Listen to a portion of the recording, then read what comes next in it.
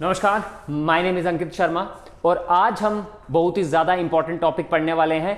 जी हाँ, ये topic newspapers की हेडलाइंस में भी रहा और इंडियन न्यूज़ चैनल्स ने भी इसको कवर किया। जैसा कि आप लोग सब जानते हो कि एनआईए द्वारा उमर खालिद को, जो एक स्टूडेंट एक्टिविस्ट था, एक एलिज स्टूडेंट एक्टिविस्ट था, उसको एनआईए ने अरेस्ट कर दिया है अंडर यूएपीए। तो आज हम ये पढ़ने वाले हैं कि ये यूएपीए है क्या, इसमें कितनी अमेंडमेंट्स हुई है और ये क्यों देश के लिए जरूरी है। तो आइए टॉपिक की शुरुआत करते हैं। सबसे पहले तो ये समझ लो कि ये यूएपीए है क्या। तो यूएपीए है क्या? Unlawful activities. ये है unlawful activities prevention amendment act 2019। Unlawful activities prevention amendment act 2019, इसके ही अंडर उमर खालिद को एनआईए द्वारा, नेशनल इन्वेस्टिगेशन एजेंसी द्वारा अरेस्ट किया गया है। तो ये यूएपीए एक्ट 2019 है क्या, इसकी आज हम हिस्टोरिकल बैकग्राउंड भी पढ़ेंगे। दरअसल ये तो अमेंडमेंट की हुई है, इससे पहले जो एक्ट था वो क्या था और उसके क्या ऑब्जेक्टिव्स थे वो भी हम आज पढ़ने वाले हैं। तो ये टॉपिक आपके लिए बहुत ही ज्यादा इंपॉर्टेंट होने वाला है। आपके कॉम्पिटिटिव एग्जाम्स का जो करंट का एरिया है वो उस एरिया में ये फिट बैठता है और आपको यूएपीए पर भी अच्छी जानकारी होनी चाहिए।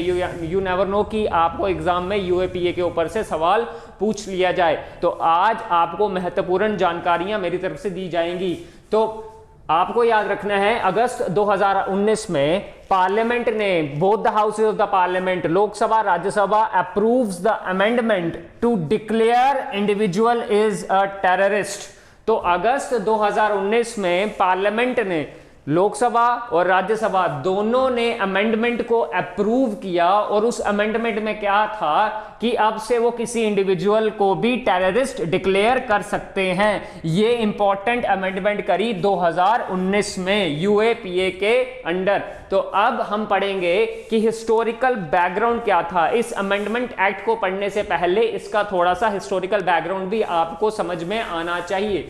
तो इससे पहले क्या था, एक एक्ट था जो 1967 में बना था, जो अनलॉफुल एक्टिविटीज और अनलॉफुल ऑर्गेनाइजेशंस को डील करता था और उस एक्ट का नाम था the unlawful activities prevention act 1967। Very very important. और ये क्यों बनाया गया था आपको ये पता होना चाहिए कि इसको बनाने के पीछे एक नेशनल इंटीग्रेशन काउंसिल था। क्या था? National integration council, which is always headed by the prime minister of India. इन्होंने एक रेजोल्यूशन फ्रेम किया और पार्लियामेंट ऑफ इंडिया के सामने रख दिया और ये कहा पार्लियामेंट ऑफ इंडिया को कि आप एक ऐसा कानून बनाए जो अनलॉफुल एक्टिविटीज और अनलॉफुल ऑर्गेनाइजेशन के अगेंस्ट काम करता हो। तो वेरी वेरी इंपॉर्टेंट, क्या कहा मैंने कि नेशनल इंटीग्रेशन काउंसिल ने एक रेजोल्यूशन फ्रेम किया और पार्लियामेंट ऑफ इंडिया को अर्ज किया, गुजारिश की कि वो ऐसा लॉ बनाए जो किसके अगेंस्ट हो? अनलॉफुल एक्टिविटीज और अनलॉफुल ऑर्गेनाइजेशन। और इसी की वजह से जो हमारा अनलॉफुल एक्ट था 1967 का वो बन गया। तो आपको अभी तक पता लग गया होगा कि यूएपीए है क्या। यूएपीए क्या है? The unlawful activities prevention act, जो 1967 में बना था, फिर उसकी अमेंडमेंट की गई, लगभग 7 अमेंडमेंट की गई और 2019 की जो अमेंडमेंट थी उसमें यह कहा गया कि to declare individual as a terrorist, कि किसी भी इंडिविजुअल को टेररिस्ट डिक्लेयर किया जा सकता है।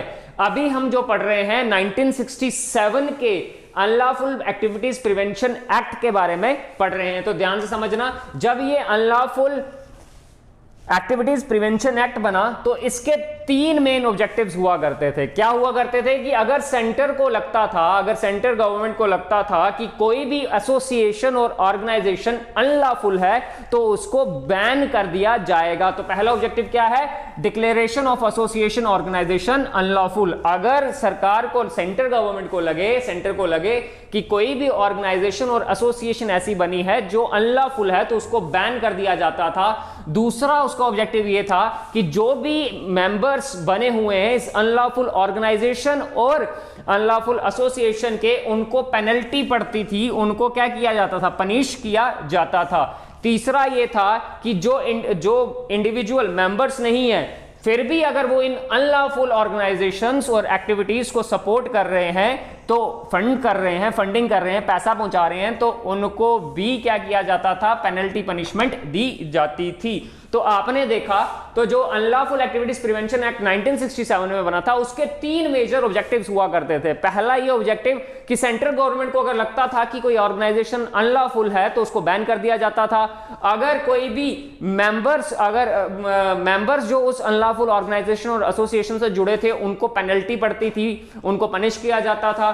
प्लस जो इंडिविजुअल्स इसको फाइनेंशियली सपोर्ट करते थे इस अनलॉफुल ऑर्गेनाइजेशन और एसोसिएशन को, जो सपोर्ट करते थे उनको भी पनिश किया जाता था। तो फिर क्या हुआ कि इस अनलॉफुल एक्टिविटीज प्रिवेंशन एक्ट 1967 की 7 अमेंडमेंट की गई, एक के बाद एक 7 अमेंडमेंट की गई। याद रखना, इसकी 7 अमेंडमेंट की गई है 1969 में, 1972 में, 1986 में, 2004 में, 2008 में, 2013 में और अब जो है 2019 जो लेटेस्ट की गई। तो अभी हम 2019 के बारे में, अमेंडमेंट के बारे में पढ़ेंगे।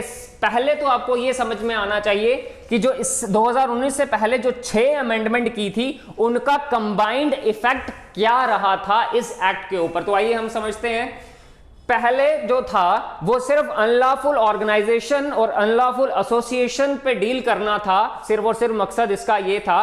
अब जो 6 अमेंडमेंट जो करी इस एक्ट में, अब क्या हुआ कि यूएपीए नाउ डील्स विद, सबसे पहले अनलॉफुल एक्टिविटीज में तो ये डील करेगा ही करेगा, प्लस इसमें अमेंडमेंट कर इसका दायरा बढ़ा दिया गया।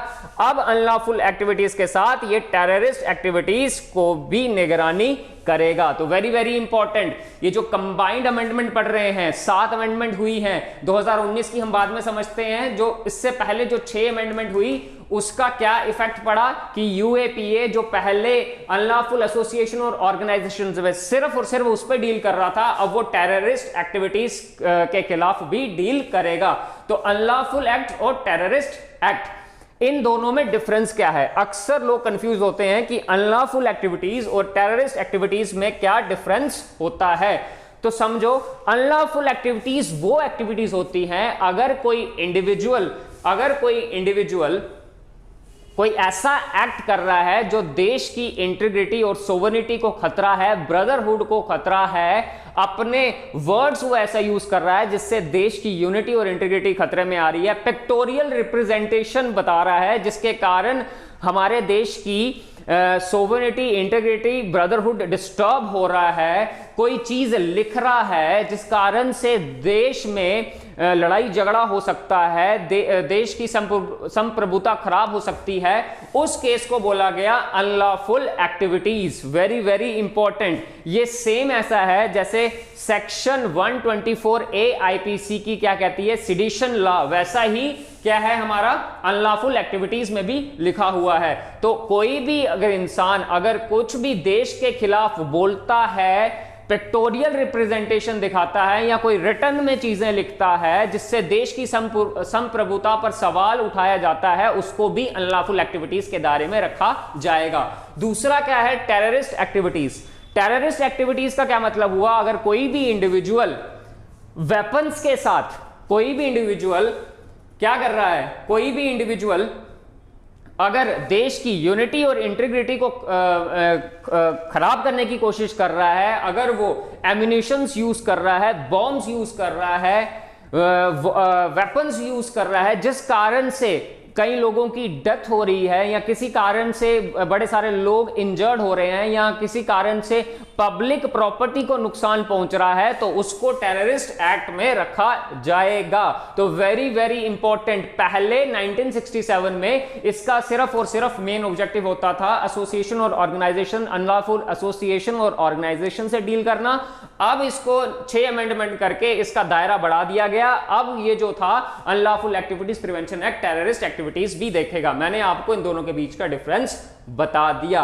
अब क्या हुआ, अगस्त 2019 में कुछ और अमेंडमेंट लाई गई इस एक्ट में, और वो अमेंडमेंट क्या थी, अब से individual can be declared as terrorist. पहले क्या था, सिर्फ और सिर्फ ऑर्गेनाइजेशन, सिर्फ और सिर्फ एसोसिएशन और ऑर्गेनाइजेशन को क्या किया जा रहा था कि एसोसिएशन और ऑर्गेनाइजेशन को अनलॉफुल डिक्लेयर किया जा रहा था। अब क्या होगा कि कोई भी इंडिविजुअल भी टेररिस्ट डिक्लेयर हो सकता है। वेरी वेरी इंपॉर्टेंट, ये आपको ध्यान में रखना है। उसके बाद एक और चीज इसमें जो इंपॉर्टेंट हुई, पहले क्या होता था कि अगर मान लो मैं कोई एनआईए का ऑफिसर हूं, अगर सपोज मेरे को पंजाब में रेड करनी है, तो सबसे पहले मेरे को पंजाब के डायरेक्टर जनरल की परमिशन लेनी पड़ती थी। बट अब अमेंडमेंट करके क्या हुआ कि जो इन्वेस्टिगेशन ऑफिसर होगा एनआईए का, उसको कंसर्न्ड स्टेट के डायरेक्टर जनरल से परमिशन लेने की जरूरत नहीं होगी। वो सिर्फ और सिर्फ डायरेक्टर जनरल ऑफ एनआईए से सीधा सीधा परमिशन ले सकता है। तीसरा मेन जो सबसे बड़ा इसमें जो चेंज हुआ है वो क्या है, जो अर्लियर यूएपीए लॉ कहता था कि only the rank of deputy superintendent of NIA shall have power to investigate offences under UAPA. जो जितने भी ऑफेंसेस यूएपीए के अंडर आ रहे थे उसमें रैंक वाला बंदा जो डिप्टी सुपरिटेंडेंट है एनआईए का वही इन्वेस्टिगेट कर सकता था। बट अब जो अमेंडमेंट करके क्या बोला गया कि अब एनआईए का इंस्पेक्टर रैंक का बंदा भी यूएपीए के अंडर इन्वेस्टिगेशन कर सकता है। तो ये चेंजेस की गई 2019 के अमेंडमेंट में, किसमें, अनलॉफुल एक्टिविटीज प्रिवेंशन एक्ट में कुछ अमेंडमेंट 2019 को की गई। अब से कोई भी टेररिस्ट इंडिविजुअल टेररिस्ट डिक्लेयर किया जा सकेगा। वेरी वेरी इंपॉर्टेंट ये चीज, यूएपीए जो अमेंडमेंट है ये इंपॉर्टेंट इसलिए है क्योंकि आपने देखा होगा जो हाफिज सईद जैसे आतंकवादी है वो क्या कर रहे थे, अपनी ऑर्गेनाइजेशन का नाम चेंज कर रहे थे। सपोज करो एक उनकी ऑर्गेनाइजेशन थी, उसको बैन किया गया, अलकायदा को बैन कर दिया गया, और दूसरी उसके बाद उसने ऑर्गेनाइजेशन बना दी, जमात उल कुछ करके जो ऑर्गेनाइजेशन बना दी। तो अब वो क्या कर रहा था, ऑर्गेनाइजेशन के नाम चेंज कर रहा था। तो इससे क्या हो रहा था, इससे उसको कोई नुकसान नहीं हो रहा था। अब क्या होगा यूएपीए के अंडर कि जब हम एक इंडिविजुअल को टेररिस्ट डिक्लेयर कर देंगे तो उसकी प्रॉपर्टी सीज हो जाएगी, उसके बैंक अकाउंट सीज हो जाएंगे, वो ट्रैवल नहीं कर पाएगा। तो इस कारण से यूएपीए बड़ा ज्यादा इंपॉर्टेंट है। दूसरा सबसे बड़ा कारण ये है कि ये क्यों जरूरी है कि देखो बच्चों, आपने न्यूजीलैंड में देखा होगा कि किस तरह से एक प्लेस ऑफ वर्शिप में एक बंदे ने गोलियां चलाई और काफी ज्यादा लोग मारे गए। तो सिर्फ और सिर्फ ऑर्गेनाइजेशन दोषी नहीं होती है, कोई इंडिविजुअल अपने तौर पर भी आतंकवादी बनता है तो उसको भी टेररिस्ट डिक्लेयर करना बड़ा ज्यादा इंपॉर्टेंट हो जाता है। उसके बाद क्या होगा, अब से कोई भी ये सब चीजें कर देश के खिलाफ चीजें करने से पहले 2 या 3 बार जरूर सोचेगा कि कहीं उसकी प्रॉपर्टी सीज ना हो जाए, उसका बैंक बैलेंस ना सीज हो जाए। प्लस और क्या था, अगर ऑर्गेनाइजेशन जो होती है वो इंडिविजुअल से बनती है और इंडिविजुअल ही ऑर्गेनाइजेशन बनाता है, अगर हम ऑर्गेनाइजेशन को बंद कर सकते हैं तो इंडिविजुअल को क्यों नहीं।